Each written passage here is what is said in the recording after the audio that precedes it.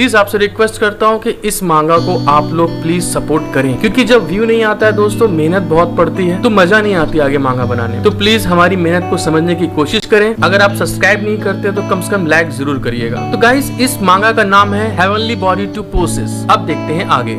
Episode की शुरुआत में दिखाते हैं हमको एक खुला आसमान, जहाँ पे बहुत ढेर सारी तलवार की तरीके नुकीली पहाड़ियाँ होती हैं और उसके नीचे बहुत बड़ा मैदान होता है जहाँ पे दो लोग लड़ रहे होते हैं और वो इतना खतरनाक लड़ रहे होते हैं कि वहाँ पे बस धुआं ही धुआं दिख रहा होता है और सिर्फ उनकी दो परछाइयां दिख रही होती हैं। फिर हमको दिखाते हैं वहाँ पे जो फाइट कर रहे होते हैं, एक लड़का एक लड़की होते हैं, जो कि लड़की उस लड़के पे अपने तलवार से स्लैश लगा रही होती है और वो लड़का उस स्लैश को बच रहा होता है डॉज करते हुए। उस स्लैश को डॉज करते हुए वो लड़का बोलता है, क्यों तुम मुझे मारने की कोशिश कर रही हो? और साथ में दिखाते हैं कि स्लैश वो पीछे पहाड़ी की तरफ जा रहा होता है। फिर दोस्तों हमें उस लड़की को दिखाया जाता है और वो बोलता है, सिस्टर आप मुझे क्यों मारना चाहती हैं? और वो लड़की हंस रही होती है। और गाइस, हमें उस लड़की का लुक दिखाया जाता है जो देखने में बहुत खूबसूरत होती है और वो अपने हाथ में तलवार लिए होती है विद बलून। और वो जो लड़का था दोस्तों, वो हमारा मेन कैरेक्टर है और वो उसको देखने के बाद में हंस रही होती है। फिर दोस्तों एकदम से वो हंसने के बाद में अपनी तलवार को वहीं छोड़ देती है और दौड़ते हुए अपने मेन हीरो की तरफ जा रही होती है। फिर हमको दिखाते हैं कि अपने मेन हीरो के पास एकदम जाने के बाद में अपने मेन हीरो के पास एकदम जाके चिपक जाती है और चिपकने के बाद में कहती है, जिससे कि हीरो थोड़ा शर्माने लगता है। उसको समझ में नहीं आ रहा है क्या हो गया, अभी फाइट करी थी अब इसे क्या हो गया एकदम से। वो लड़की और ज्यादा चिपकते हुए कहती है, क्या आपको अब भी याद है 5000 साल पहले आप ह्यूमन दुनिया के एम्परर थे और मैं युवा प्रीस्ट थी? फिर कहती है, हमने एक साथ कल्टीवेशन किया, हमने दुनिया पर आने वाली आपदाओं को एक साथ पार किया और उस दुनिया के बीच में ट्रेवल भी किया। फिर और चिपकते हुए बोलती है, जिया गुजियान, मैं सिर्फ आपकी बहन नहीं बनना चाहती, तुम बहुत क्रूर हो, तुमने मुझे अस्वीकार क्यों कर दिया? फिर हमको दिखाते हैं कि वो लड़की इविल स्माइल देने लगती है और इविल स्माइल देते हुए कहती है, इसीलिए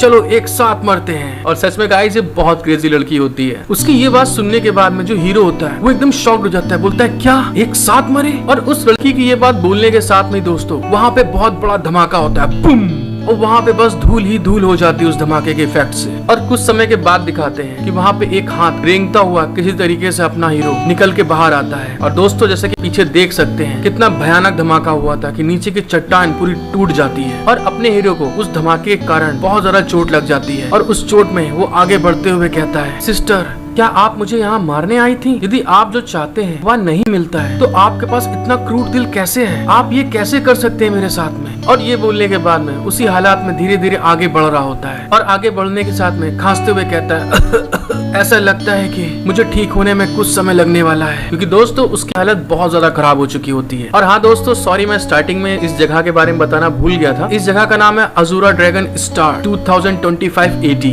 फिर हमको दिखाते हैं कुछ समय के बाद में अपना मेन हीरो वहाँ पे बैठा हुआ कल्टीवेशन कर रहा होता है और तभी हमें बताया जाता है हेवनली अजूरा ड्रैगन स्टार मूल रूप से एक उजाड़ दुनिया थी। और हमें दिखाते हैं कि अपना हीरो उस कल्टीवेशन में अपने दिमाग में सारी की सारी स्पिरिचुअल पावर को इकट्ठा कर रहा होता है, अपनी कल्टीवेशन पावर को बढ़ा रहा होता है और अपनी कल्टीवेशन पावर को बढ़ाते हुए इस दुनिया के बारे में बताता है। लेकिन जिया गुइजुआन इमॉर्टल एम्परर थे, यहाँ कल्टीवेशन की गई और उनकी स्पिरिचुअल पावर निकली, जिससे कि स्वदेशी और ह्यूमन लाइफ को जन्म देने वाले हेवनली अजूरा ड्रैगन का स्टार बन गया। और जैसे कि पिक्चर में दोस्तों हमें दिखाते हैं कि वहाँ पे डीमंस होते हैं, बीस्ट होते हैं और घोस्ट होते हैं, कुछ अलग तरह के भी डीमंस होते हैं। और फिर सीन चेंज होता है और हमें दिखाते हैं कि एक लेडी जो गॉड की तरह दिख रही होती है वो वहाँ पे खड़ी होती है और सब लोग उसके आगे झुके हुए होते हैं, उसको ग्रीट कर रहे होते हैं। और फिर हीरो बताता है वो जिया गुइजियान को फादर गॉड मानते हैं और खुद को गॉड का वंशज कहते हैं। और गाइस हमको दिखाते हैं जो उनके वंशज होते हैं वो भी बहुत ज्यादा पावरफुल होते हैं, उनके चारों तरफ से बहुत ढेर सारी स्पिरिचुअल पावर बाहर निकल रही होती है। फिर अपना हीरो बताता है 300 साल बाद हेवनली अजूरा ड्रैगन स्टार के लोग इस जगह पर फैल गए, शहर जमीन से उठे, ह्यूमन लाइफ फली फूली और स्वदेशी लोगों को डीमंस कहा गया, मतलब जो इस दुनिया के बाहर से आए थे लोग। फिर गाइस सीन बदलता है और हमको हेवनली अजूरा ड्रैगन स्टार का 2525 AD दिखाया जाता है साल का। और हमको दिखाते हैं इतने सालों के बाद में वहाँ पे बिल्डिंग्स बन जाती हैं बहुत ढेर सारी। और तभी हमारा मेन हीरो इतने सालों के बाद कल्टीवेशन करने के बाद में, इतने सालों में कल्टीवेशन करने के बाद में यहाँ पर आता है और यहाँ की इतने ज्यादा ट्रांसफॉर्मेशन को देखने के बाद में शॉक्ड हो जाता है और देखते हुए कहता है ये दुनिया ये तो पूरी तरह बदल चुकी है अब। और शॉक्ड होते हुए कहता है यह कैसे हो गया? दोस्तों इसे खुद नहीं मालूम है कि ये कितने सालों से कल्टीवेशन कर रहा होता है। फिर गाइस कुछ समय के बाद दिखाते हैं कि अपना हीरो वहाँ पे अपनी आंखें बंद कर लेता है और अपनी स्पिरिचुअल पावर के थ्रू इस दुनिया के बारे में सोचता है और देखने की कोशिश करता है और देखते हुए कहता है दुनिया में सब कुछ मेरे कारण है, मेरे प्रभाव से भरा हुआ है। इस दुनिया में जो नेचुरली इमॉर्टल पावर थी वो मेरे से निकली थी। फिर दोस्तों वहाँ से सीन चेंज हो जाता है और हमें कुछ समय बाद का सीन दिखाते हैं कि अपना हीरो एक शॉप में घुस जाता है और उसको बोला जाता है वेलकम। और फिर हमको दिखाते हैं कि जो शॉप की रिसेप्शनिस्ट होती है वो बहुत हंसते हुए अपने हीरो से बोलती है सर हम हुनफू को पसंद करने के लिए आपकी फ्रीडम का सम्मान करते हैं लेकिन। और फिर हमको दिखाते हैं अपना हीरो कुछ उनको नोटे देता है और वो उस नोट को देखने के बाद कहती है सर क्या आप पक्का जानते हैं कि आप 10 युआन की वस्तुओं को खरीदने के लिए 500 साल पुराना नोटों का यूज कर सकते हैं, हम इन नोटों का चेंज नहीं देते हैं। और ये बोलने के साथ ही बहुत शॉक्ड होती है और अपना हीरो उसको देख रहा होता है कि अब ये बकवास क्या कर रही है क्योंकि उसे तो मालूम ही नहीं इस दुनिया में क्या क्या बदल चुका है। और तभी हमें दिखाते हैं कि उसके बगल में एक लड़की आ जाती है और वो लड़की आती है और एक वेंडिंग मशीन के पास आ जाती है और वो ब्रेसलेट पहनी होती है और उस वेंडिंग मशीन में वो कुछ टिक करती है और जो ब्रेसलेट होता है वो ब्रिंग करता है। और तभी वो लड़की उस रिसेप्शनिस्ट से बोलती है उसे पुराने नोटों को वापस दे दो, मैं इसे ले लूंगी। मतलब कि इसके बदले जो सामान ले रही है अब ये लड़की ले रही है। और ये बोलने के साथ ही दोस्तों हमें दिखाया जाता है कि वो लड़की अपने हीरो के पास आ जाती है और पास आने के बाद में उसको छेड़ रही होती है और उसे छेड़ते हुए बोलती है अब तुम इतने बुरे भी मत बनो छोटे डीमन, मेरे साथ ऐसा बिहेव क्यों कर रहे हो। और वो उसकी हरकतों को देख के शॉक्ड हो रहा होता है कि मतलब इसकी हिम्मत कैसी हुई, मतलब मेरे को ऐसे छेड़ दे रही है, इस दुनिया में नियम कानून कहाँ गए। फिर वो लड़की अपने हीरो को छेड़ने के बाद में वहाँ से निकल जाती है और जाते हुए कहती है बाय बाय डीमन। और हीरो उसको देख रहा होता है। फिर सीन चेंज हो जाता है और अपना हीरो वहाँ से पानी और वो जो खाने का सामान था वो लेके वहाँ से निकल आता है और इसको देखते हुए सोचता है ऐसा लगता है कि समय बदल गया है, इसीलिए मैं उस रुपए का यूज नहीं कर सकता जो मेरे पास हुआ करता था और अब पहचान की जानकारी के बिना आगे बढ़ना मुश्किल है। और ये कहता हुआ वो आगे जा रहा होता है लेकिन तभी वो कुछ देखकर वहीं पे खड़ा हो जाता है और वो देखता है कि एक डीमन के पीछे एक उड़ने वाला डीमन पीछा कर रहा होता है और वो उसे देखते हुए कहता है यह एनर्जी। फिर सीन चेंज हो जाता है और हम देखते हैं कि वो जो डीमन होती है वो भाग रही होती है बहुत तेजी से। और दोस्तों मैं आपको बता दूं ये वही लड़की है जो शॉप पर अपने हीरो को छेड़ रही होती है और दिखाते हैं कि उसके पीछे वो जो उड़ने वाला डीमन होता है वो पीछा कर रहा होता है और दिखाते हैं कि वो उड़ने वाला डीमन उसके पास आने वाला होता है लेकिन तभी वो और जोर से भागने की कोशिश करने लगती है और वो डीमन चिल्ला के कहता है तुम मुझसे दूर नहीं भाग सकती बदबूदार लोमड़ी, उस सिरम को छोड़ दो, उसे मुझे दे दो। उस उड़ने वाले डीमन की बात सुनने के बाद में फॉक्स डीमन चिल्ला के बोलती है आप सच में एक जानवर हैं और आप क्या केमिकल सिरम को लेकर आए हैं और मुझे लगता है कि आप इसे पहले ही यूज कर चुके हैं। फिर सीन चेंज होता है और हमें दिखाते हैं कि अपना हीरो वहाँ पे उन लोगों को इस तरह से उड़ते हुए भागते हुए देख रहा होता है और देखते हुए कहता है ये एनर्जी वह ठीक नहीं है, वो एनर्जी नेचुरली बनाई नहीं गई है, इसमें बहुत छेड़खानी करी गई है। फिर हमको दिखाते हैं कि वो जो उड़ने वाला डीमन होता है अपना एक स्किल यूज करता है और अपने हाथ में पावर इकट्ठा करता है और इस फॉक्स डीमन के ऊपर अटैक करते हुए कहता है एक बार जब आप मर जाते हैं तो इस सीक्रेट का पता नहीं चलेगा। और दोस्तों हमें दिखाते हैं जो उसने अटैक किया होता है उसके पावर का इम्पैक्ट ऐसा होता है कि वो जो फॉक्स डीमन होती है उड़ते हुए एक खंबे में जाके लड़ती है बूम। और लड़ने के बाद हमें दिखाया जाता है कि उसके मुंह से खून निकलने लगता है, वो जख्मी हो जाती है वहीं पे। और फिर हमें दिखाते हैं कि वो किसी तरीके से बड़ी मुश्किल से उठने की कोशिश कर रही होती है और वो जो फ्लैंग वाला डीमन होता है वो उसके पास आ रहा होता है। और तभी अपना हीरो उनको देखने के साथ सोचता है कल्टीवेशन करने के हिसाब से देखा जाए तो इस लड़की का कल्टीवेशन माना जाता है जो कि अभी अभी क्विंजिंग स्टेज में पहुंची है और इमॉर्टल लोगों के बीच में बहुत पावरफुल मानी जानी चाहिए। और फिर सीन चेंज होता है दोस्तों और हमें दिखाते हैं कि अपनी फॉक्स डीमन ने एक गन बाहर निकाल ली होती है और उस फ्लाइंग वाले डीमन के ऊपर एम करती है और वो फ्लाइंग वाला डीमन कहता है तुम।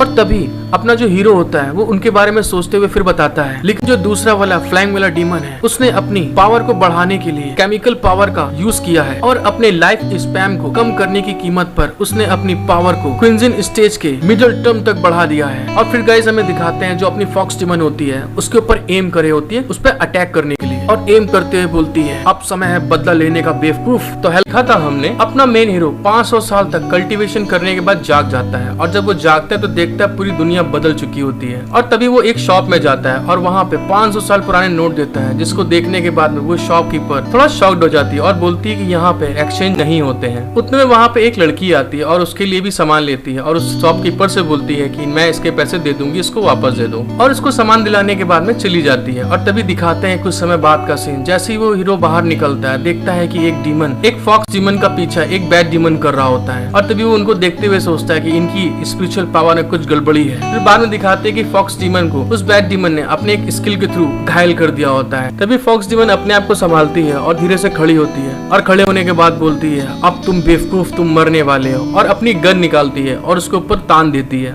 दिखाते हैं हमको उस फॉक्स डीमन ने वहाँ पे फायर कर दिया होता है और जिसकी रेस बहुत ज्यादा तेजी से आगे की ओर बढ़ रही होती है। फिर हमें दिखाते हैं बैड डीमन ये भी देखता है कि फॉक्स डीमन ने उसके ऊपर फायर किया है, तभी वो एकदम से थोड़ा सा डॉज कर लेता है और उस फायर के अटैक से बच जाता है। और गाइस जैसा कि देख सकते हैं वहाँ पे कितना ज्यादा मतलब एनर्जी बढ़ा होता है फायर के कारण से। फॉक्स डीमन ये देखने के बाद में कि उसका किए हुए अटैक को उस बैड डीमन ने डॉज कर दिया है, वो शॉक्ड हो जाती है। और तभी हमें दिखाते हैं कि वो बैड डीमन उसके अटैक को डॉज करने के साथ नहीं आगे की ओर अपना पंजा करता हुआ आ रहा होता है अटैक करने के लिए। और फिर हमको दिखाते हैं वो बैड डीमन फॉक्स डीमन का हाथ पकड़ लेता है और बहुत ही इविली स्माइल दे रहा होता है। और वो फॉक्स डीमन एकदम से घबरा जाती है कि इतनी स्पीड से उसने मेरा हाथ पकड़ लिया। और उसका हाथ पकड़ते हुए बैड डीमन बोलता है, अरे ओ बसंती, तुम कहाँ भागने की कोशिश कर रही हो, तुम नहीं भाग सकती हो। और तभी वो फॉक्स डीमन बोलती है, नहीं मुझे जाने दो, मुझे अपने वीरू के लिए जाना है।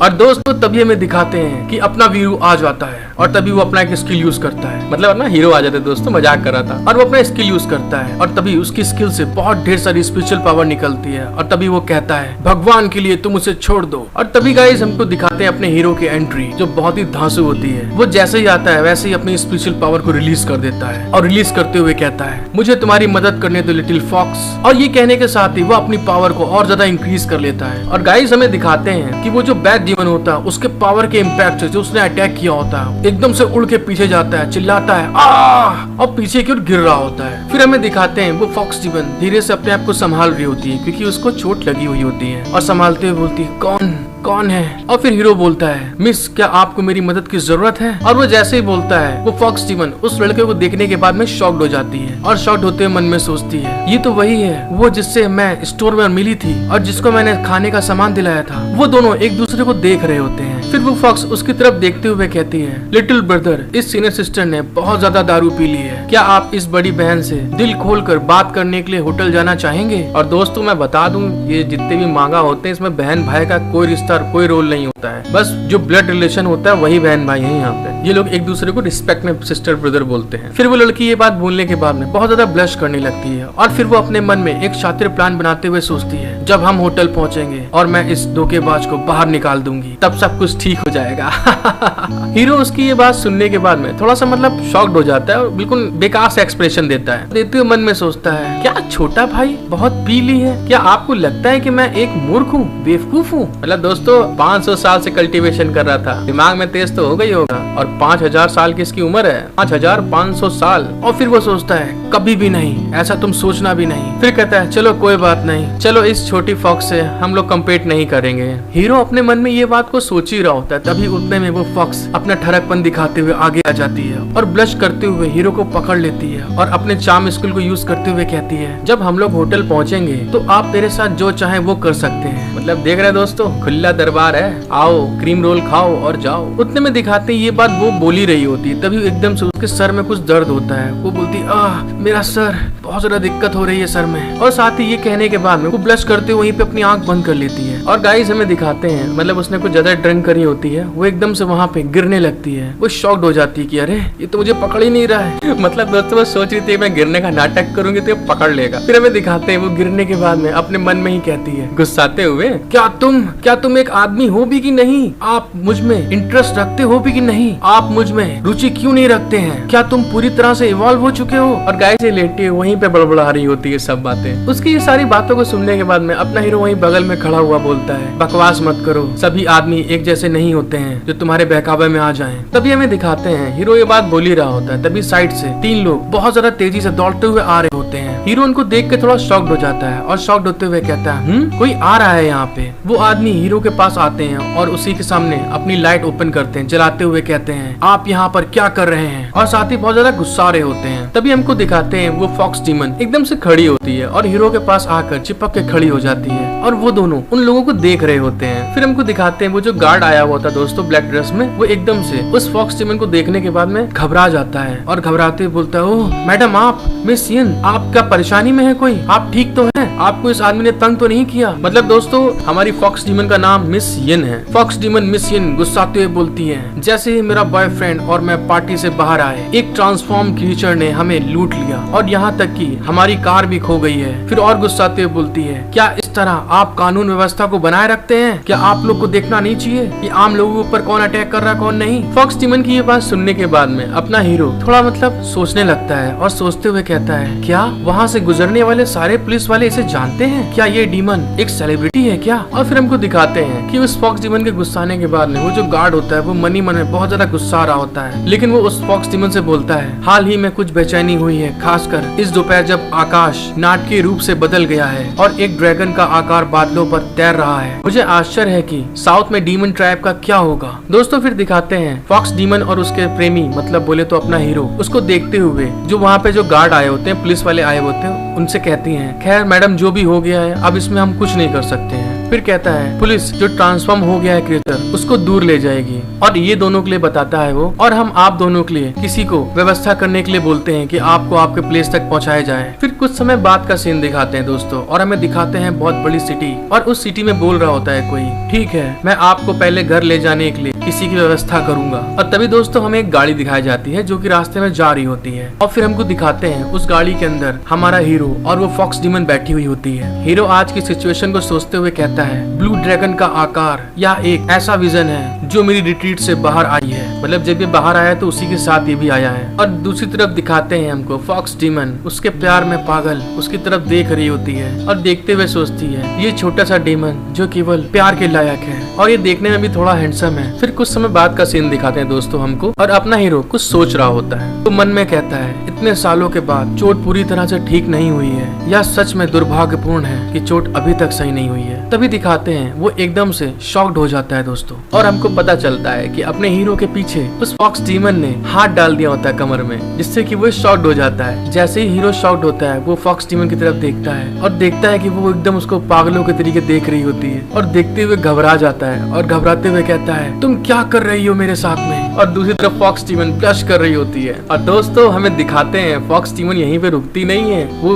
उसके बाद में जो अपना हीरो होता है उसकी गोद में आके बैठ जाती है और उससे बुरी तरह के फ्लर्ट कर रही होती, प्यार कर रही होती कि नहीं तुम मुझे अपना लो, तुम मुझसे प्यार करो, तुम मुझसे दूर क्यों जा रहे हो। और दोस्तों में दिखाते हैं ये जो हरकतें चल रही होती है, जो आगे ड्राइवर होता है वो देख रहा होता है और देखते हुए सोचता है, मैं पहली बार इतनी ठंडी औरत को देख रहा हूँ जो अपने सामने एक लड़के को भी अपनी तरफ आकर्षित नहीं कर पा रही है। मुझे लगता है क्या ये वही वेव नहीं है जब आप एक सुंदर लड़के को देखते हैं और बिल्कुल पागल हो जाते हैं। ये तो बिल्कुल वही सीन चल रहा है। और फिर गाइस हमको कुछ समय बाद का सीन दिखाया जाता है, अपना हीरो और वो फॉक्स डीमन अलग अलग बैठे होते हैं और दोनों को दोनों ब्लश कर रहे होते हैं, और साथ में ड्राइवर को भी दिखाते हैं, वो भी बेचारा सब कुछ इग्नोर करके बैठा हुआ होता है कि मतलब मैंने कुछ देखा ही नहीं, तुम लोग ने क्या किया। और फिर गाइस हमको कुछ समय बाद का सीन दिखाया जाता है, वो फॉक्स डीमन थोड़ा शर्माते हुए और गुस्से में वहीं बैठी हुई सोच रही होती है, ये जो मेरे सामने है मैं सोच रही थी कि वह किस जाति का था और अनजाने में मैं उसे छूने गई थी ये देखने के लिए कि उसकी पूंछ है या नहीं है। और फिर हम दिखाते हैं ये बात बोलने के बाद वो और ब्लश करने लगती है और ब्लश करते हुए कहती है, मैं 20 से अधिक वर्षों से एक अलग ह्यूमन औरत हूँ, फॉक्स नेचर उसके कारण मैं टूट गई हूँ। क्योंकि दोस्तों ये फॉक्स में आने के बाद में कुछ अलग हो जाती है। इस डीमन को उस बैड डीमन से अपने हीरो ने उस बैड डीमन के ऊपर अटैक करके उसको वहीं पे धराशायी कर दिया होता है, और लास्ट में वहाँ पे पुलिस गार्ड आ जाते हैं और जिसको कि फॉक्स डीमन बहुत अच्छे से जानती थी। फिर वो पुलिस गार्ड बताता है उसको कि ठीक है हम आपको व्यवस्था करते हैं आपके घर तक पहुँचाने के लिए। आते हैं हमको वो पुलिस गार्ड फॉक्स डीमन के घर उसको ले आता है, और दोस्तों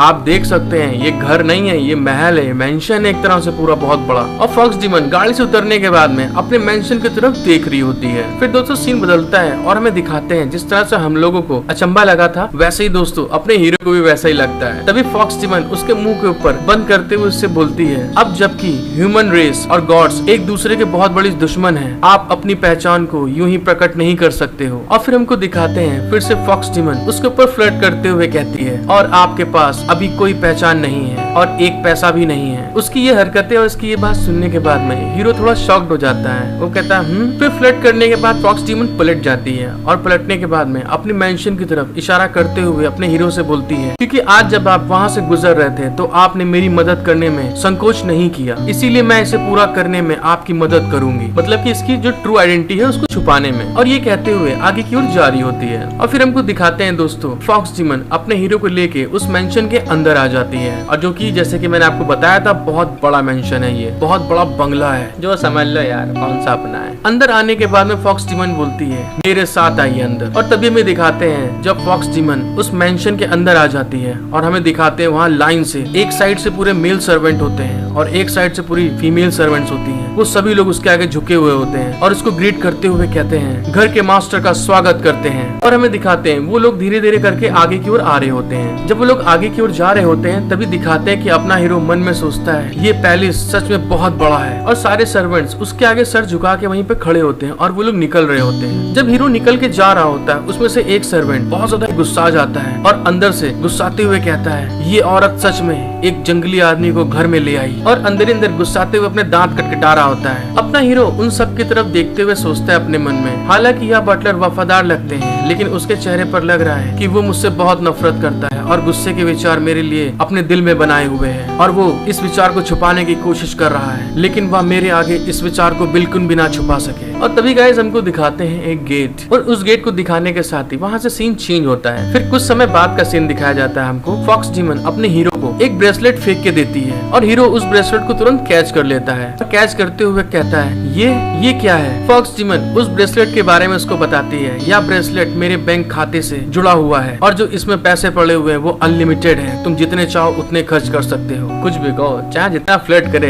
प्यार तो करती दिल से, मतलब समझ रहे हैं। पूरा का पूरा बैंक अकाउंट का खाते का लिंक करा हुआ दे दिया भाई, मुझे भी चाहिए एक ऐसी। फिर वो ये बताने के साथ में आगे पलटती है और आगे पलटते हुए देखते हुए कहती है रुपयों से जुड़े हुए मामले सुलझाना बहुत आसान है लेकिन अब एकमात्र समस्या आपकी पहचान है। और ये कहने के साथ में वो उसको इशारा करती है आगे आने के लिए, और फिर कहती है लेकिन यह कोई फर्क नहीं पड़ता, मेरे पास कोई है मुझे पता है जो इसमें आपकी मदद कर सकता है। और तभी दोस्तों में दिखाते हैं हीरो ने ये बात सुनने के बाद में अपने थंब स्कैन कर देता है उस ब्रेसलेट के ऊपर और उसको एक्टिव कर लेता है। हीरो को उस ब्रेसलेट को एक्टिव करने के बाद में उसके सामने एक विंडो दिखाई जाती है। उस विंडो में सब कुछ सामने दिखा होता है जैसे कि name, speciality, age, hobby, gender, profession, race, personal experience, ये सब चीजें उसमें पूछ रहा होता है। हीरो ये सब चीजें देख ही रहा होता है लेकिन तभी उतने में फॉक्स डीमन आगे की ओर बढ़ रही होती है और उसको पीछे आवाज देके कहती है सबसे पहले आपको अपनी एक प्रोफाइल बनानी होगी, मुझे अपनी वास्तविक स्थिति के बारे में बताएं और मैं देखूंगी इसे कैसे आपके पर्सनालिटी के अकॉर्डिंग बनाया जा सकता है। फॉक्स डीमन की ये बात सुनने के बाद में हीरो उसकी तरफ देखते हुए कहता है मेरा एक्सपीरियंस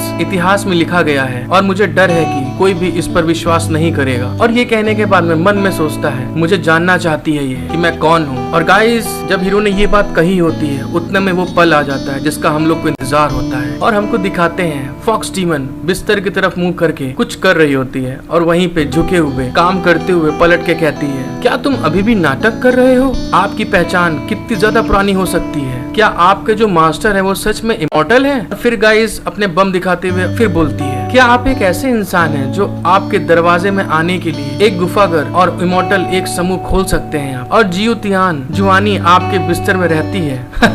दोस्तों कुल मिला के ये इसकी मौज ले रही पूरी तरीके से। फॉक्स डीमन को इस तरह से देख के और उसके ऐसे एंगल को देखने के बाद में जो अपना हीरो होता है वो थोड़ा शर्माने लगता है, ब्लश करने लगता है और ब्लश करते हुए कहता है आपने जो कहा वह थोड़ा और सही आ रहा है मेरी बात के अकॉर्डिंग जैसा मैं हूँ। और ये कहते हुए भी शर्मा रहा होता है। गाइस ऐसा पोज देखने के बाद तो हम लोग शर्मा जाए उसकी क्या बात है। हीरो की ये बात सुनने के बाद में फॉक्स डीमन बहुत ज्यादा गुस्सा जाती है क्योंकि वो तो इसकी मौज लेने की कोशिश कर रही होती है लेकिन हीरो ने तो उसी की मौज ले ली कि हाँ तुम थोड़ा पास आ रही हो मेरे। और गुस्से में दिखाते हैं वो वहीं से पिलो फेंक के इसके ऊपर मार देती है और मारते हुए कहती है इसके बारे में बात करना बंद करो, ये बेकार है सब बातें, इसे आप अपने बचपन से क्यों नहीं शुरू करते हैं। और गाइस सच बताऊं ये सीन बहुत मस्त होता है। फॉक्स डीमन का फेंका हुआ पिलो हीरो पकड़ लेता है और पकड़ने के बाद कहता है मैं जिया राजवंश में पैदा हुआ था और मैं उसके हिसाब से अगर देखा जाए तो मैं पैदा हुआ था वर्तमान कहावतों के हिसाब से मैं क्राउन का राजकुमार कहा जाता था। मेरे पिता की मृत्यु के बाद मैं सिंहासन के लिए सफलतापूर्वक सफल हुआ था उसको पाने के लिए। गाइस दूसरी तरफ जैसे इमोजीज आप देख सकते हैं उसकी ये बात सुनने के बाद में वो फॉक्स डीमन तो और ज्यादा गुस्सा आ जाती है, मतलब इसकी बीसी तो खत्म होने का नाम ही नहीं ले रही है, ये कब तक ऐसे बकवास करता रहेगा। हीरो की बात सुनने के बाद में फॉक्स डीमन अपने आप को संभालती है और संभालने के बाद में उसके पास आ जाती है और उसके पास आकर बोलती है मुझे बस इस सर्वर में देखने दो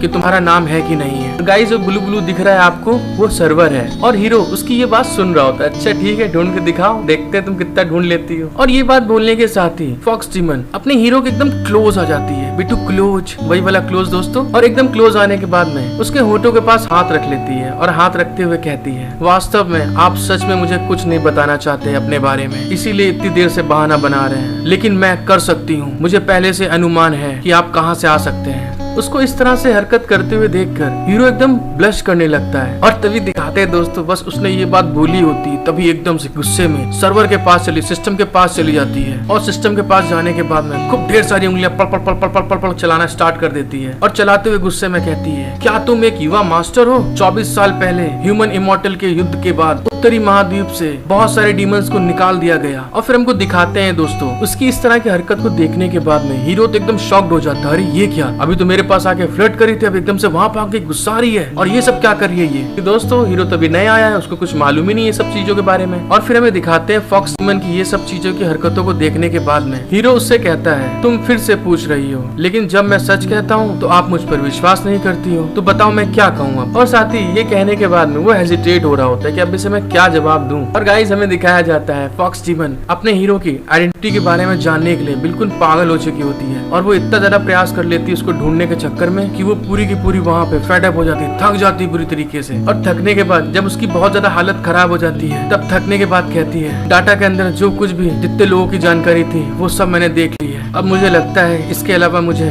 डेक्सिया सिस्टम की जानकारी दर्ज के लिए एक अपने परिचित जन को वहाँ पे भेजने की जरूरत है और इसमें कुछ दिन और लगेंगे। हीरो बेचारा उसको ऐसे परेशान देख के थोड़ा बेचारा बोल भी नहीं सकता ना कुछ, क्योंकि वो उसकी बात ही नहीं समझ रही है, बस वहीं पे खड़ा रह जाता है, कुछ बोलता नहीं है। जब हीरो देखता है कि ये रुकने का नाम ही नहीं ले रही है और इसको खुद मालूम होता है कि डाटा के अंदर मेरा कहाँ मिलेगा कोई भी चीज, क्योंकि मैं तो 5000 साल पुराना आदमी हूँ। तभी वो उसके पास आके बोलता है आपका बहुत बहुत शुक्रिया कि आपने मेरी मदद के बदले आपने मेरे लिए इतना सब कुछ किया है, आपने मेरी पहचान ढूंढने में अपनी जी जान लगा दिया है, मैं आपके लिए एक काम कर सकता हूँ। हीरो की ये बात सुनने के बाद में फॉक्स डीमन पलटती है और उसकी तरफ निराशा भरे फेस बना के कहती है ये बहुत बड़ा काम है, इसके अलावा आप एक ऐसे व्यक्ति हैं जिसकी कोई पहचान भी नहीं है, तुम मेरी मदद कैसे कर सकते हो। गाइस देख सकते हैं कि मतलब क्या मस्त बड़े बड़े मतलब उसकी ख्याल हैं जो देखने में बहुत मजेदार लग रहे हैं। मतलब इतना अच्छा कौन सोचता आज के समय में भाई, और वो भी इतनी हॉट सेक्सी लड़की। और हाँ ख्याली देखना मतलब और कहीं देखने की जरूरत नहीं दोस्तों। फिर उसकी ये बात सुनने के बाद में हीरोज को बताता है मेरी पहचान। और गाइस हमें दिखाते हैं पीछे बहुत प्यारी सीनरी जहाँ पे खूब ढेर सारे तारे चांद सूरज सब दिख रहा होता है। हीरो याद करने की कोशिश कर रहा होता है, मैं तो इतना पुराना हूँ, चांद सूरज तारे क्या मैं इसको पहचान बताऊं। फिर सीन चेंज हो जाता है, फॉक्स डीमन अपने हीरो के पास आ जाती है और उसके पास आके बोलती है तुम अभी भी हेवनली एम्परर हो मैं अब से आपको ब्रदर जिन बुलाऊंगी, ठीक है, कोई दिक्कत तो नहीं आपको। अब दोस्तों हम लोग भी इसको जिन ही बोलेंगे, ज्यादा अच्छा नाम लगा मुझे। और इसकी ये बात सुनने के बाद में जिन उसकी तरफ देख रहा होता है और फिर कैसे में दिखाते हैं ये बात बोलने के बाद में वो फॉक्स डीमन मिस यिन वहाँ से भागती हुई चली जाती है और अपना हीरो जिन वहाँ पे देख रहा होता है कि अब ये क्या करने वाली है। और दोस्तों सच में बहुत बड़ी बवाल लड़की है ये। और गाइस हमें कुछ समय बाद का समय दिखाया जाता है और हमें दिखाते हैं कि अपने हीरो जिन की पूरी लुक ही चेंज हो चुका होता है, उसके बाल बिल्कुल कट चुके होते हैं, उसका ड्रेसअप एकदम बदल चुका होता है और वो बड़े मजे से सोफे के ऊपर बैठा हुआ होता है। तभी वो बैठे हुए कहता है आपने अभी कहा कि ह्यूमंस और गॉड्स के बीच में वॉर चल रही है, क्या ये बात सच है? और उसी के साइड में अपनी डीमन फॉक्स यिन मिस यिन लेटी हुई होती है और लेटे हुए बताती है क्या तुम ये नहीं जानते? अच्छा चलो ठीक है, ये बहन आपको बताएगी। और दोस्तों भाई बहन की बातों पे बिल्कुल बिलीव मत करना, मैं आपको पहले बता चुका हूँ, इसमें सिर्फ रिस्पेक्ट में सिस्टर ब्रदर बोला जाता है। फिर गाइस कुछ समय बीत जाता है और हमको उन लोग की बातें बताई जाती हैं। मिस यिन बताती हैं 200 साल पहले से भी पहले एक ब्लू स्टार ह्यूमन बड़े हेवनली ड्रैगन अजूरे स्टार पर भटक गया था और सबसे पहले हर कोई शांतिपूर्ण ढंग से सह अस्तित्व में रह सकता था, मतलब आसानी से रह सकता था। फिर बताती है बाद में ह्यूमंस ने मैगी के घोंसले पर कब्जा कर लिया था, लेकिन हम डीमंस लोग केवल एक कोने में ही रह सकते थे। उसकी ये बात सुनने के बाद में जिन उससे बोलता है क्या इमॉर्टल की पावर सच में आज की टेक्नोलॉजी से कोई मुकाबला नहीं कर सकती है? जिन की ये बात सुनने के बाद में मिस यिन थोड़ा शांत हो जाती है और उसको बताती है मैं आपकी इस तरह की बेकरारी को समझती हूँ, लेकिन भाई जिन समय बदल गया है। और फिर गाइस वहाँ से सीन बदल जाता है और हमें दिखाते हैं एक गेट के आगे एक आदमी बैठा होता है और वो सिस्टम के आगे वर्क कर रहा होता है। और फिर हमको पता चलता है कि वो आदमी एक औरत औरत से सामने बात कर रहा होता है और उससे बोलता है मिस यिनपिंग, मिस जियाओ यिन एक आदमी को वापस लाई है और उसको अभी तक की जो भी चीजें हुई होती हैं वो सब चीजों की इन्फॉर्मेशन दे रहा होता है। फॉक्स डीमन मतलब उसका नाम मिस यिन था, वो उसको अपने पैलेस में ले आती है अपने हीरो जिन को, और साथ ही साथ उसका पूरा मेकओवर चेंज कर देती है, छोटे बाल कर देती है और कपड़े भी दूसरे पहना देती है। और वो लोग वहीं पे सोफे बैठे हुए आपस में बातचीत कर रहे होते हैं ह्यूमंस और गॉड के बीच की फाइट को लेकर। और तभी लास्ट में हमको दिखाते हैं कि एक आदमी वीडियो कॉल के थ्रू दूसरी लेडी को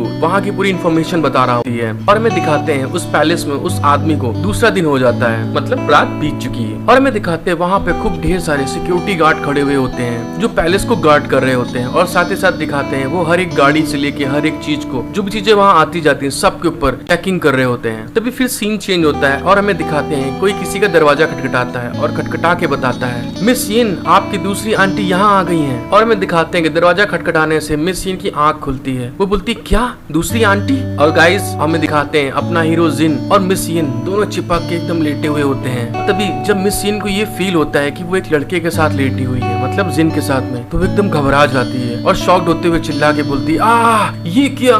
गाइस हमें दिखाते हैं कि मिस यिन अपने बलून को संभालते हुए बहुत ज्यादा चिल्ला रही होती है, शोर मचा रही होती है। और तभी वो बोलती है तुम मेरे बिस्तर पर क्यों हो, तुम्हारी यहाँ आने की हिम्मत कैसे हुई मेरे बिस्तर पे। और बेचारा अपना हीरो जिन कुछ नहीं बोल रहा, बस खाली वो पिलो को फेंक रही थी तो उसी से अपने आप को बचा रहा होता है। और गाइस ये सीन देखने में बहुत मस्त होता है। और फिर सीन बदलता है, हमें बाहर पैलेस का सीन दिखाते हैं, लेकिन तभी मिस यिन चिल्ला के बोलती है अभी तुम बाहर निकलो मेरे रूम से, निकल जाओ अभी, तुम बदतमीज ठरकी इंसान, तुमने मेरे साथ चिपक के सोने की हिम्मत कैसे करी। दिखाते हैं कि मिस यिन बुरी तरीके चिल्ला रही होती है, लेकिन अपना हीरो जिन कपड़े पहन रहा होता है वहाँ से निकलने के लिए। तभी गाइस हमें दिखाया जाता है मिस यिन यहाँ पे रुकती नहीं है, वो पूरी तरीके खिंचाई रही होती है, उसके हाथ में जो भी चीजें आ रही होती है वो उसको फेंक रही होती है। और दिखाते हैं हमको उसकी इस हरकत को देखने के बाद में जिन सोचता है, और तभी दिखाते हैं कि मिस यिन इतना गुस्सा हो जाती है, तभी वो चिल्ला के बोलती है लानत है, किसी भी आदमी ने कभी मेरे बिस्तर पर रात नहीं बिताई, तुम्हारी हिम्मत कैसे हुई। और गाइस हमें दिखाते हैं कि मिस यिन इतना गुस्सा रही होती है कि उसको समझ में नहीं आ रहा था वो क्या क्या फेंक रही है। जैसे कि देख सकते हैं कि हीरो के बगल से ब्रा निकल के जा रही होती है, उसने उसको फेंक के मारी होती है। ब्रा फेंकने के साथ उसे चिल्ला के बोलती है आप सीधे दिखाई देते हैं लेकिन सच में आप एक बिगाड़ने वाले व्यक्ति हैं। और अपना हीरो जिन बस खाली वहीं पे इसकी सब हरकतों को देख रहा होता है एकदम शांति से। फिर हमें कुछ देर बाद का सीन दिखाते हैं और हमें दिखाते हैं कि मिस यिन तैयार हो चुकी होती है अपनी आंटी से मिलने के लिए। गाइस आप जैसे कि देख सकते हैं बलून से लेकर लुक एक नंबर, कितनी सेक्सी लड़की है ये। और तभी वो खड़े होकर वहाँ गुस्से में बोलती है जिन से आपको बाहर जाने और अपना चेहरा दिखाने की अनुमति नहीं है, तुम बस यहीं रहोगे। फिर कहती है मुझे एक आदमी को घर में ले जाते हुए देखा गया है, अगर किसी को तुम्हारे बारे में पता चल गया तो मेरी रेपुटेशन खराब हो जाएगी। और फिर हमें दिखाते हैं मिस यिन ये बात बोलने के बाद में पलट जाती है वहाँ से जाने के लिए। और तभी हमें दिखाते हैं जिन उसकी ये सब हरकतों को देखने के बाद में मन में सोचता है लेकिन वे लोग मेरे लिए आ रहे हैं, तुम्हारे पास कोई चेहरा नहीं है, ठीक है, तो तुम्हें बाहर आने की जरूरत नहीं है। और गाइस हमें दिखाते हैं जैसे कि मैंने आपको बताया था इस मांगा के बारे में कि इसमें भर भर के बलून मिलेंगे आपको, एक्शन फाइट सब मिलेगा इसमें। और तभी हमें दिखाते हैं मिस यिन की आंट वहाँ पे बैठी हुई होती है और उसके चारों तरफ गार्ड खड़े हुए होते हैं। और तभी आंट गुस्साते हुए कहती है कितना समय हो गया है और वह अभी भी बाहर नहीं आई है। और तभी हमें दिखाते हैं एक गार्ड उसके आगे सर झुका के खड़ा हुआ होता है और फिर वो आंट से बोलता है माई लेडी मिस यिन जल्द ही आएंगी, आप टेंशन ना लीजिए। और गार्ड ने जैसे ही ये बात बोली होती है दोस्तों, वैसे हमें दिखाते हैं कि मिस यिन की जो आंट होती है वो एकदम से शॉक्ड हो जाती है। और तभी दूसरी तरफ से कोई बोलता है ओ माय ये बहुत अजीब है। और गाइस हमें दिखाते हैं मिस यिन अपने नए लुक के साथ नीचे की ओर आ रही होती सीढ़ी से उतरते हुए। और सच में गाइस बहुत ज्यादा ही सुंदर है, ब्यूटीफुल बहुत है ये। मिस यिन सीढ़ी से नीचे उतरते हुए कहती हैं अगर दूसरी आंट आना चाहती हैं तो पहले से हेलो मत बोलिए, मैं नीचे जा रही हूँ। और तभी दिखाते हैं आंट उसकी तरफ देख रही होती है। और गाइस सच में आंट के बैलून बड़े मस्त है वैसे। फिर हमको दिखाते हैं सेकंड आंट मिस यिन की तरफ देखते हुए बहुत ज्यादा खिसिया रही होती है, इरिटेट हो रही होती है और अपने मन में सोचती है वो जंगली लड़की जिसे सबसे बड़े भाई वापस लाए थे वो तो बहुत बहुत सुंदर होती चली जा रही है, ये तो मुझसे भी ज्यादा सुंदर हो रही है। और गाइस सेकंड आंट जो है मिस यिन की चाम को देखने के बाद में बहुत ज्यादा खिसिया रही होती है। और हमें दिखाते हैं मिस यिन वहाँ से चलते हुए आंट के पास पहुँच जाती है। और जैसे ही वो उसके पास पहुँचती है तभी आंट उससे बोलती है मैं आपके काम में बाधा नहीं डालना चाहती थी, इसीलिए मैंने पहले आपको नहीं बताया। फिर कहती है लेकिन मुझे आपसे घर पर रहने की उम्मीद नहीं थी, या देखा जा सकता है कि सुंग्यू ग्रुप का प्रदर्शन अच्छा नहीं है और यह अकारण नहीं हुआ है जो मैं यहाँ पर आई हूँ। अपनी सेकंड आंट की बात सुनने के बाद में मिस यिन एक बहुत प्यारी चार्म लुक वाली एकदम स्माइल देती है और अपने आंट से बोलती है, मैं व्यक्तिगत रूप से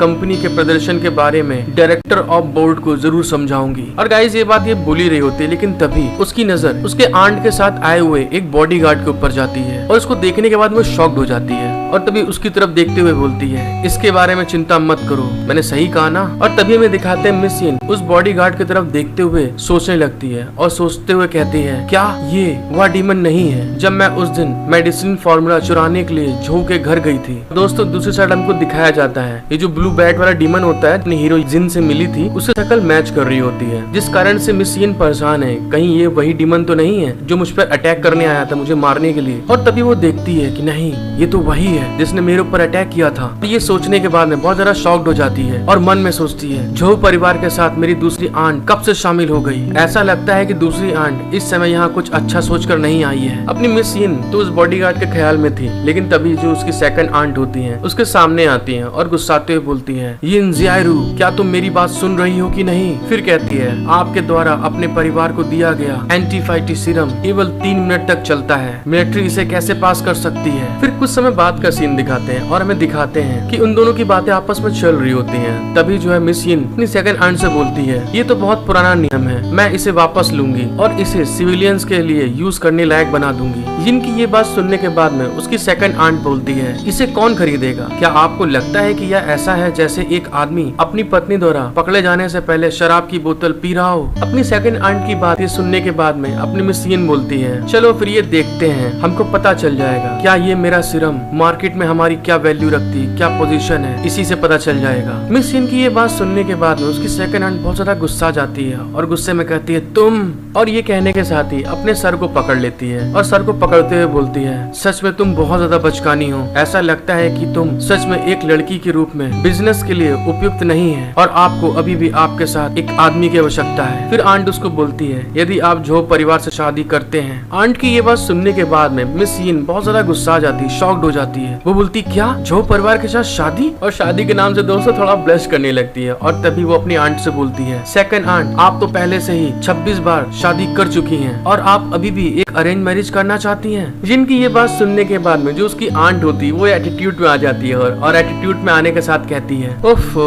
आपकी प्रतिक्रिया तो बहुत बड़ी है, क्या यह उस आदमी की वजह से है जो कल रात आपके रूम में रुका था। और गाइस हमको दिखाते हैं मिस यिन बहुत ज्यादा गुस्सा आ जाती है अपनी आंट की ये बात सुनने के बाद में। वो गुस्से में अपनी आंट से बोलती है, उस आदमी के साथ क्या गलत है, मैं पहले से ही 24 साल की हूँ। दूसरी आंट आप भी तो हर रात किसी न किसी के साथ पार्टी में गाना गा रही हैं या दावत करती रहती हैं, तो पहले अपने अंदर देखिए ना, आप मेरे से ऐसी बातें कैसे कह सकती हैं। और तभी में दिखाते हैं आंट उसकी ये बात सुनने के बाद में ब्लश करने लगती हैं और वो भी गुस्सा के बोलती है, तुम किस तरह की बकवास बात कर रही हो मुझसे। फिर मिस यिन आंट से बोलती है, बकवास मैं नहीं, बकवास आपने शुरू करी है। मैंने सुना है कि सेकंड आंट ने हाल ही में बहुत सारे मजबूत और हेल्थी लोगों को भर्ती किया है। मिस यिन की ये बात सुनने के बाद में उसकी आंट और ज्यादा शर्माने लगती है, मतलब ब्लश करने लगती है। और तभी उसकी आंट और ज्यादा गुस्सा आ जाती है और कहती है, वो बस मेरे बॉडीगार्ड हैं, वे मेरे लिए बॉडीगार्ड का काम करते हैं। और तभी सेकंड आंट की ये बात सुनने के बाद में वो भी बोल देती है, ओ अच्छा तो ऐसा है तो वो भी मेरा एक बॉडीगार्ड है, ठीक है। इसकी ये बात सुनने के बाद में उसकी आंट और ज्यादा गुस्सा आ जाती है और गुस्साते हुए कहती है, ओह चूंकि वह एक बॉडीगार्ड है तो वह मेरे बॉडीगार्ड के साथ बाहर आकर ट्रेनिंग क्यों नहीं करता। मुझे उसकी एबिलिटी को देखने दो कि वह कितना ज्यादा ताकतवर है, कि वो कितना ज्यादा ताकतवर है। फिर हमें दिखाते हैं अपनी आंट की ये बात सुनने के बाद में मिस यिन अपने मन में सोचने लगती है, जिया गुजियान एक इग्नोरेंट छोटा डीमन है जो अभी अभी माउंटेन से बाहर आया है, अगर वह दिखा तो वह निश्चित रूप से खतरे में आ जाएगा, दूसरी आंटी उसे जाने नहीं देगी। और ये बात सोचने के बाद में मिस यिन हेजिटेट होते हुए अपनी आंटी से बोलती है, वो चला गया, वो नहीं है यहाँ पे। जैसे ही दोस्तों मिस यिन ने ये बात बोली थी उतने में पीछे ऊपर से एक आवाज आती है और वो कहता है, अरे हनी ये पीले चेहरे वाली औरत कौन है जिसने मुझे सुबह सुबह उठा दिया। इस आवाज को सुनने के बाद में मिस यिन तो एकदम शॉक्ड हो जाती है, अरे ये क्यों आ गया। और दोस्तों हमें दिखाते हैं उसकी ये बात सुनने के बाद में जो उसकी सेकंड आंट होती है वो बहुत ज्यादा गुस्सा आ जाती है और गुस्साते हुए बोलती है, कौन है वो जो मेरे सामने इस तरह की मेरी इंसल्ट करने की हिम्मत करता है। गाइस यहाँ होती है हमारी हीरो की एंट्री और देख सकते हैं कितना चॉकलेटी लौंडा है अपना हीरो। हमें दिखाते हैं अपना जिन नीचे सीढ़ी से उतर रहा होता है, तभी आंट देख के उसको एकदम शॉक्ड हो जाती है। दूसरी तरफ मिस यिन भी उसको देख रही होती है कि अरे ये क्यों नीचे आ रहा है। फिर दिखाते हैं कि आंट के बलून में खुजली होने लगती है उसको देख के। उसकी आंट के मन में गंदे गंदे ख्याल आने लगते हैं और आंट मन में सोचती है यह सच में बहुत सुंदर लड़का है। आए हाय, यिन जियाओ, क्या वह बॉडीगार्ड है जिसे तुमने हायर किया है? अरे ये मुझे दे दो एक रात के लिए। और दोस्तों जैसे कि देख सकते हैं मतलब किस तरह की इमोजीज लगाई गई है आंटी के चेहरे के बगल में। एकदम उसको देख के तो बिल्कुल कुत्ता बन गई, एकदम लबराने लगी उसके आगे। और तभी दिखाते हैं मिस यिन बहुत ज्यादा ब्लश करने लगती है। अब ब्लश करते हुए कहती है, वो बोलती क्या इतना ज्यादा हैंडसम है ये, वो मेरा बॉडीगार्ड नहीं हो सकता। और गाइस ये मांगा बहुत मस्त है, इसको जरा सपोर्ट करिए, लाइक करिए और इसमें जरा बढ़ाइए इसको आगे। जिन से बहस कर रही होती है उसकी बॉडीगार्ड को लेके, जो कि हमारा हीरो जिन होता है। और तभी मिस यिन बोलती है कि नहीं वो मेरे पास नहीं है। और जैसे ही मिस यिन ने बोला होता है उतने में ही हमारा हीरो जिन वहाँ से सीढ़ी उतरते हुए नीचे आ रहा होता है। मिस यिन से बोल रही होती है, क्या आपको पूरा यकीन है कि वह बहुत अच्छा बॉडीगार्ड है? क्यों, क्या बोल रही हो तुम? सेकंड आंट की ये बात सुनने के बाद में मिस यिन थोड़ा शर्माते हुए बोलती है, बेशक मुझे उसके ऊपर पूरा यकीन है, वो इस लायक है कि मेरा बॉडीगार्ड बन सकता है। मिस यिन की ये बात सुनने के बाद में उसकी सेकंड आंट बहुत ज्यादा खुश हो जाती है और खुश होकर बोलती है, तो ये तो बहुत बढ़िया बात है, चलो फिर ठीक है, अपनी सेकंड आंट को मेरे बॉडीगार्ड के साथ एक छोटी सी फैमिलियर फाइट करवाते हैं। क्यों, तुम्हारा इस बारे में क्या ख्याल है? और तभी हमें दिखाते हैं और सेकंड आंट ये बोलने के बाद में चुटकी बजाती है और अपने बॉडीगार्ड को बोलती है शैंग। और दोस्तों ये वही बॉडीगार्ड है जो लास्ट एपिसोड में बैड डीमन बना हुआ था, जो फॉक्स डीमन के ऊपर अटैक कर रहा था। अपने मास्टर की ये बात सुनने के बाद में तुरंत वो बॉडीगार्ड वहाँ से भागता है अपने हीरो जिन के ऊपर अटैक करने के लिए। कि दोस्तों यहाँ पे उसकी जो सेकंड आंट है इन लोग के बीच में एक फैमिलियर फाइट कराने की सोच रही है। और तभी हमें दिखाते हैं जिन वहाँ पे उसको देख रहा होता है और देखते हुए हंस रहा होता है, अच्छा तुम मुझसे लड़ोगे। और तभी वो अपनी एक छोटी सी स्किल कास्ट कर देता है। और गाइस उस बॉडीगार्ड को नहीं मालूम होता है कि जिन ने क्या कर दिया है और वो वैसे ही आगे की ओर बढ़ रहा होता है। और तभी हमें दिखाते हैं जिन ने जो अपनी जो स्किल कास्ट करी होती है उसके कारण जो उसका डिमोनिक फॉर्म होता है दोस्तों वो अपेयर हो जाता है, उसके आगे सींग आने लगती है और उसके पीछे पंख आना स्टार्ट हो जाते हैं बैट वाले। और इसको देखने के बाद वो थोड़ा शॉक्ड हो जाता है, अरे ये क्या हो रहा है मेरे साथ में। तभी दिखाते हैं कि वो जब देखता है कि मैं ट्रांसफॉर्म हो गया उतने वहाँ पे रुक जाता है वो। और तभी उसकी मास्टर मतलब सेकंड आंट उसको देख के घबरा जाती है और घबराते हुए बोलती है वो तो एक ट्रांसफॉर्म क्रिएचर है। और तभी वहाँ पे कोई चिल्ला के बोलता है, मिस यिन की रक्षा करो। फिर दिखाते हैं इस तरह से जो उसका ट्रांसफॉर्मेशन होता है दोस्तों, जो बैड डीमन होता है बहुत ज्यादा गुस्सा जाता है और तभी अपने हीरो जिन की तरफ आगे बढ़ते हुए गुस्से में कहता है, आपने मेरे असली शरीर को एक्सपोज करने के लिए क्या किया है। और हमें दिखाते हैं दूसरे साइड जिन थोड़ा स्माइल कर रहा होता है। और गाइस हमको दिखाया जाता है वो जो बैड डीमन होता है जो उसका बॉडीगार्ड होता है वो बहुत ज्यादा गुस्सा जाता है और गुस्साने के साथ में ही अपने मुंह में एक एनर्जी पावर जनरेट करने लगता है जिन के ऊपर अटैक करने के लिए। और अटैक करते हुए कहता है, तुम बदतमीज, लानत है तुम पे, तुम नरक में जाओ। जब मिस यिन देखती है कि वो क्रिएचर जिन के ऊपर अटैक करने वाला होता है वो एकदम से घबरा जाती है और घबराने के बाद में भागने लगती है उसको बचाने के लिए और चिल्ला के कहती है, रुक जाओ, ऐसा मत करो। और तभी हमें दिखाते हैं वो जो बैड डीमन होता है वो एकदम से जिन के ऊपर अटैक कर देता है, लेकिन तब तक मिस यिन उसके सामने दौड़ के आ जाती है उसको प्रोटेक्ट करने के लिए। उसकी जो बीम होती है दोस्तों वो उसके ऊपर आ रही होती है लगने के लिए। और फिर हमें दिखाया जाता है जैसे ही वो बीम मिस यिन के ऊपर लगने के लिए आ रही होती है उतने में अपना हीरो वहाँ पे चुटकी बजाता है और उसके चुटकी बजाने के साथ में वहाँ पे एक प्रोटेक्शन बैरियर बन जाता है जिससे कि वो बीम लड़ती है और वहाँ पे कुछ नहीं होता उन लोगों को, उन लोग बच जाते हैं। तभी हमारे हीरो जिन को दिखाया जाता है वो अपने एक और स्किल को कास्ट करता है और उसकी तरफ गुस्से में देख रहा होता है जिसने अटैक किया था बैड डीमन ने। और गाइस हमें दिखाया जाता है जो बैड डीमन ने अटैक किया होता है जिन के ऊपर या मिस यिन के ऊपर, वो पूरा का पूरा जितना भी उसकी पावर होती है वो पूरी पलट जाती है और उस बैड डीमन के ऊपर दोबारा रिफ्लेक्ट होके थंडर बन के वापस चली जाती है, उसके ऊपर लगती है। और उस अटैक का इम्पैक्ट इतना होता है कि मिस यिन को भी सामने खड़े होने में दिक्कत हो रही होती है। फिर हमें कुछ समय बाद का सीन दिखाते हैं जब वहाँ पे जो अटैक होता है उसका इम्पैक्ट खत्म हो जाता है। मिस यिन तभी अपने आप को संभालते हुए वहाँ दिखती है। वो उस बैड डीमन को देखने के बाद में एकदम शॉक्ड हो जाती है दोस्तों, क्योंकि वो जो बैड डीमन होता है वो एकदम भुन जाता है, भुना कबाब बन जाता है वो, और वहीं पे गिर के एकदम बेहाल हो चुका होता है। फिर हमें दिखाया जाता है कि जिन मिस यिन की तरफ देखते हुए सोचता है मन में, ये लिटिल फॉक्स डीमन असल में मेरे सामने खड़ी हो गई मुझे बचाने के लिए आके, इसने अपनी परवाह भी नहीं की मुझे बचाने के लिए। और तभी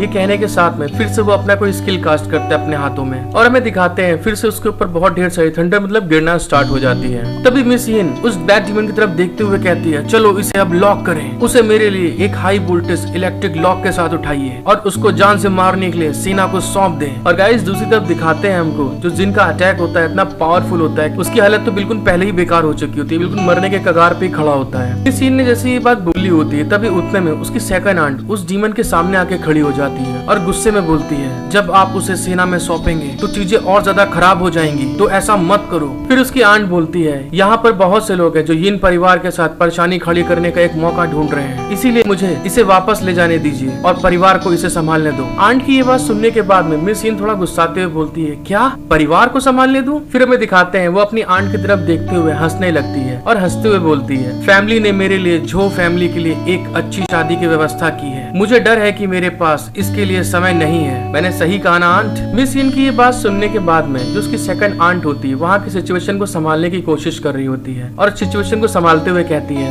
हाँ तुमने ये बात सही कही। झो पेंगचेंग वह एक बच्चा है, तुम्हारे योग्य नहीं है। जियाओरू दूसरी आंट आपसे बेहतर ढूंढेंगी आपके लिए, आप इसकी टेंशन ना लीजिए। देख रहे हैं कितनी कमीनी औरत है दोस्तों ये। अभी पिछले एपिसोड में शादी जबरदस्ती कराने की कोशिश कर रही थी प्रेशर करके और अब पलट गई। ये बात बोलने के बाद में आंट अपने मन में सोचती है, धत तेरे की, ये तो बहुत बड़ी लालच की बात है। ट्रांसफॉर्म क्रिएचर सेना के रिसर्च में वर्जित है, तो मुझे यहाँ पे संभालना बहुत जरूरी है। फिर मन में सोचती है, मिलिट्री यिन फैमिली की सबसे बड़ी ग्राहक है, भले ही झाओ फैमिली के पास बहुत संपत्ति है, वे शादी नहीं कर सकते। फिर ये बात मन में सोचने के बाद में कुछ ख्याल करते हुए सेकंड आंट उससे बोलती है, हालांकि ये शादी को टाला नहीं जा सकता है, लेकिन मेरे पास मिलिट्री सीरम नहीं है। फिर कहती है, आपने शुरुआत में एक सैन्य आदेश बनाया था, यदि आप इसे पूरा करने में विफल रहते हैं तो आप एक सैन्य अदालत के अधीन होंगे। अपनी आंट की ये बात सुनने के बाद में मिस यिन थोड़ा मन में सोचने लगती है और सोचते हुए बोलती है, नया सीरम बनाना बहुत आसान है। अगर यह इतना आसान होता तो झो फैमिली के घर में मैं चोरी करने नहीं जाती। फिर अपने मन में हंसते हुए बोलती है,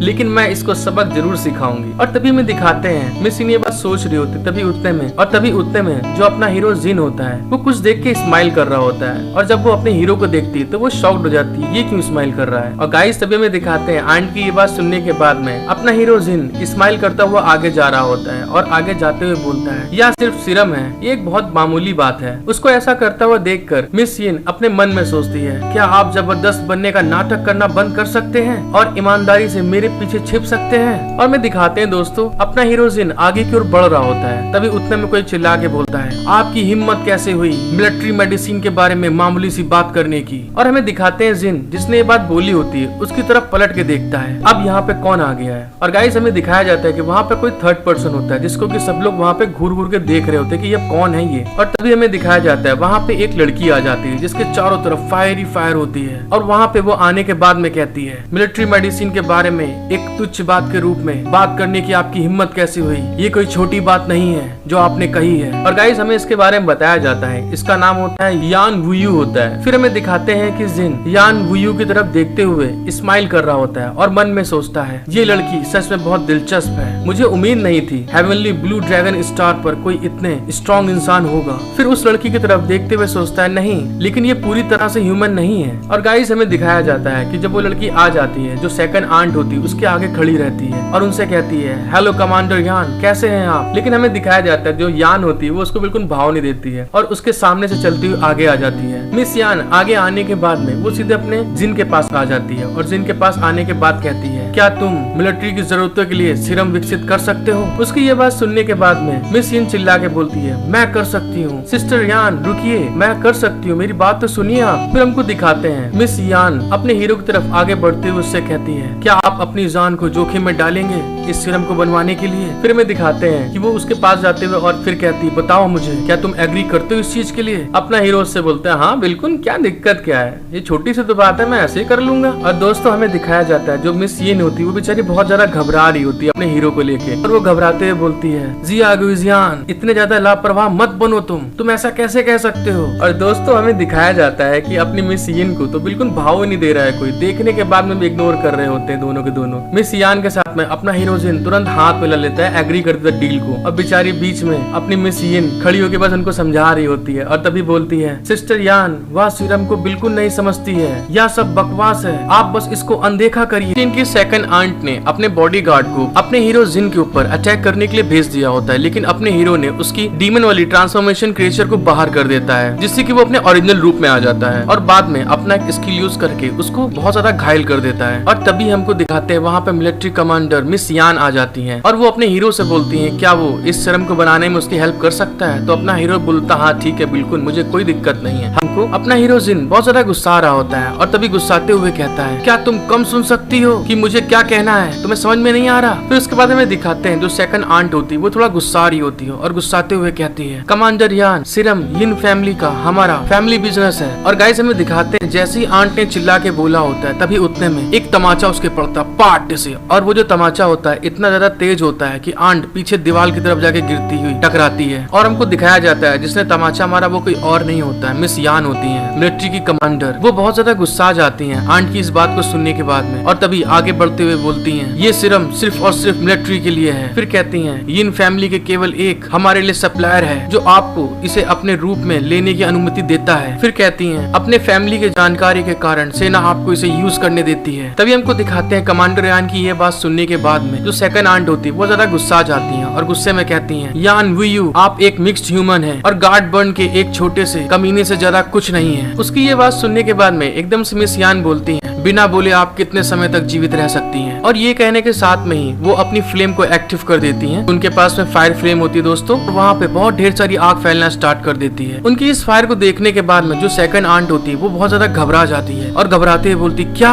ये तुम क्या करने जा रही हो। और तभी दिखाते हैं कुछ समय बाद उसकी जो फ्लेम होती है आंट को घेरना स्टार्ट कर देती है। मिस यान की फ्लेम अपने पास आते हुए देख के आंट और ज्यादा घबराने लगती है और घबराते हुए बोलती है क्या ऐसा मत करो, मैं गलत हूँ, मैं मानती हूँ मुझसे गलती हो गई, प्लीज मुझे माफ कर दो। फिर कुछ समय बाद दिखाते हैं कि वो जो फ्लेम होती है वो पूरी तरह से सेकंड आंट को जला रही होती है और तभी सेकंड आंट उसकी फ्लेम में जलते हुए चिल्ला के बोलती है कमांडर प्लीज मुझ जैसे इस खराब विलन को याद नहीं है, प्लीज मुझसे गलती हो गई, मुझे जाने दीजिए यहाँ से। आंट की ये बात सुनने के बाद में मिस यान जो है उसके पास आकर इशारा करते हुए बोलती है मैं चाहती हूँ ट्रांसफॉर्म क्रिएचर्स। फिर गुस्से में बोलती है दूसरे लोग सभी यहाँ से चले जाएं। फिर इसके बाद दिखाते हैं कमांडर यान आंट की और पास आ जाती है और उसके पास आकर बोलती है अगर आप ज्यादा हिलते नहीं है तो बस मर जाएंगे। और गाइस हमें कुछ समय बाद का सीन दिखाया जाता है कि आंट्स के बॉडीगार्ड ने उनको बचा लिया होता है और किसी तरीके से बचा के वो उसको वापस ले जा रहे होते हैं उसका इलाज कराने के लिए। और हमको दिखाते हैं कमांडर यान बहुत ज्यादा गुस्सा आ रही होती है सेकंड आंट के ऊपर। तभी पीछे से हमारा हीरो यिन कमांडर यान की तरफ आ रहा होता है और वो मन में सोचता है मैं उन सब लोगों को हराने के लिए ऊपर से नीचे आया लेकिन इस औरत ने मुझसे मेरे सारे रोल छीन लिए। फिर आगे बढ़ते हुए कहता है ये सारे समूह सब बकवास है। फिर भी जब मैं वापस आया तो मैंने देखा ह्यूमन जाति ने इस दुनिया में जीवित रहने और अपने विकसित होने के लिए अपना सर्वश्रेष्ठ प्रयास किया। फिर हमें जिन बताता है लेकिन केवल 200 साल पहले ही इनमें पतित हो चुके हैं या तबाही के रास्ते पर है। और गाइस हमें दिखाते हैं जैसे ही जिन उनके पास जा रहा होता है तभी उतने में मिस यिन आती है, कमांडर यान के पीछे से पकड़ लेती है खूब प्यार से और पकड़ने के बाद कहती है ठीक है अपने आप पर इतना कठोर मत बनो, तुम्हारे बालों में आग लग जाएगी। और हमें दिखाते हैं मिस यान एकदम से शॉक्ड हो जाती है कि उसको किसने पकड़ लिया पीछे से। फिर हमें कुछ समय बाद का सीन दिखाया जाता है और हमें दिखाते हैं जब मिस यान देखती है कि पीछे मिस यिन खड़ी है और उसने उसको पकड़ा है तभी वो उसके गाल नोचते हुए उसको बोलती है अच्छा ऐसा है, मैंने आपको अभी तक नहीं बताया, जो परीक्षण था वो फेल हो गया है और आप अभी भी छोटा सफेद फेस उठाने की मूड में हैं। क्या अब भी मेरे लिए कोई फेस है जो आपकी पहचान के साथ आपकी मदद कर सके। और तभी गाइस हमको दिखाते हैं मिस यान उसके गाल इतने ज्यादा तेज नोच रही होती है कि मिस यान एकदम से बोलती है रुक जाओ, बहुत ज्यादा तेज दर्द हो रहा है, मैं निश्चित रूप से सीरम पर कड़ी मेहनत करूंगी, प्लीज छोड़ दो। फिर गाइस वहाँ से सीन चेंज हो जाता है और हमें दिखाते हैं एक गार्डन का सीन और फिर हमको दिखाया जाता है कि उस गार्डन के अंदर मिस यान और मिस यिन दोनों टहल रही होती हैं और आपस में बात कर रही होती हैं। और तभी बात करते हुए बोलती हैं जाओ फैमिली ट्रांसफॉर्म क्रीचर पर रिसर्च कर रहे हैं। फिर मिस यान बोलती हैं सच में जब मैंने गॉड्स के खंडरों की जांच कर रही थी तो मैंने पाया कि झो फैमिली भी इन सब में शामिल थी। फिर आगे बढ़ते हुए सोचते हुए कहती है हालांकि झो फैमिली भी एक मिलिट्री बैकग्राउंड वाली फैमिली है और इससे निपटना थोड़ा मुश्किल है। फिर ऐसे ही उन लोग बातचीत करते हुए आगे क्यों निकल आते हैं और तभी मिस यान बोलती है ज़ेरू मुझे तुम्हारी मदद की जरूरत है। मिस यान की बात सुनने के बाद में मिस यिन जिनको ज़ेरू बोला जाता है वो हंसते हुए कहती हैं कोई बात नहीं, मुझे बताओ तुम मुझसे किस तरह की मदद करवाना चाहती हो। मिस यिन की ये बात सुनने के बाद में मिस यान तो हंसने लगती है और हंसते हुए कहती है मैं चाहती हूँ कि तुम सेड्यूस करो झोउ टेंगचेंग को। और गाइस मिस यान ने इतनी मस्त मजाक किया होता है मिस यिन के साथ में कि जिससे कि मिस यिन बहुत ज्यादा गुस्सा आ जाती है। और हमें दिखाते हैं उस पैलेस में बहुत तेज चिल्लाने की आवाज आ रही होती है और मिस यिन बोलती है चिल्लाते हुए, यान वुयू तुम नरक में जाओ, तुम कैसी मजाक कर रहे हो मुझसे। फिर गाइस हमें कुछ समय बाद का सीन दिखाया जाता है और हमें एक लैब दिखाते हैं। उस लैब में बहुत से साइंटिस्ट होते हैं जो कि आपस में काम कर रहे होते हैं। तभी उसमें से एक साइंटिस्ट बोलता है, मिस यिन क्या आपको पक्का सही लगा है कि हाँ ये ठीक है? फिर वो कहता है, हाँ भले ही आप पारंपरिक चाइनीज मेडिसिन को उबाल लें और मेडिसिन इंग्रेडिएंट्स के 1 वर्ष का अनुपात भी महत्वपूर्ण है। मिस यिन उस साइंटिस्ट डॉक्टर की बात सुनने के बाद में झिझक जाती है और अपने आप को संभालते हुए कहती है, क्या करना है यह आपको पता है और मुझे भी पता है, ये एक एल्केमी है। तभी वो डॉक्टर बोलता है, लेकिन मिस। और तभी दोस्तों हमें दिखाया जाता है वो सिरम जिसके चक्कर में इतना लड़ाई झगड़ा हुआ था और उस सिरम के साथ में नीचे दिखाते हैं कि करंट टेम्परेचर 666। फिर हमें दिखाते हैं वही डॉक्टर जिसने लेकिन बोला था, वही डॉक्टर बोलता है, मिस यिन के लिए एल्केमी बनाना किस प्रकार की उपयोगी है? क्या आप टेस्ट ट्यूब हीटिंग के लिए एल्केमी भट्टियों का यूज नहीं करती हैं? उस डॉक्टर की ये बात सुनने के बाद में मिस यिन थोड़ा हंसने लगती हैं और स्माइल करते हुए बोलती है, डॉक्टर ये लेटेस्ट टाइप की एल्केमी है और यहाँ पर हम इसको हीट करने के लिए इलेक्ट्रिक का यूज करते हैं। फिर हमें कुछ समय बाद का सीन दिखाते हैं दोस्तों और मिस यान थोड़ा घबरा जाती है और गुस्साते हुए अपने मन में कहती है, धिक्कार है, मैं उस छोटे डीमन की बकवास भरी बातों पर कैसे विश्वास कर सकती हूँ। मतलब दोस्तों यहाँ पर जितनी भी एल्केमी परफॉर्म हो रही है वो बेसिकली जिन की बातों के हिसाब से हो रही है। फिर मिस यिन उस पल में चली जाती है जब जिन के साथ में वो खड़ी होकर बात कर रही होती हैं और हमें दिखाते हैं वो एक जंगल का सीन होता है दोस्तों। तभी मिस यिन बताती है, क्या ये कुछ ऐसा नहीं है जो अनुवांशिक गॉड्स के इफेक्ट को कम करता है? क्या यह आसान नहीं है? मिस यिन की ये बात सुनने के बाद में अपना हीरो जिन उस झील की तरफ इशारा करते हुए मिस यिन को बताता है, बस इस झील में क्विंगटेंग के फूलों का यूज करें और गूदे को पीसने और निकालने के लिए और कंगुआ घास को 1 घंटे के लिए लगातार तापमान पर गर्म करने के लिए। वो ये मन में सोच ही रही होती है तभी कोई बोलता है, क्या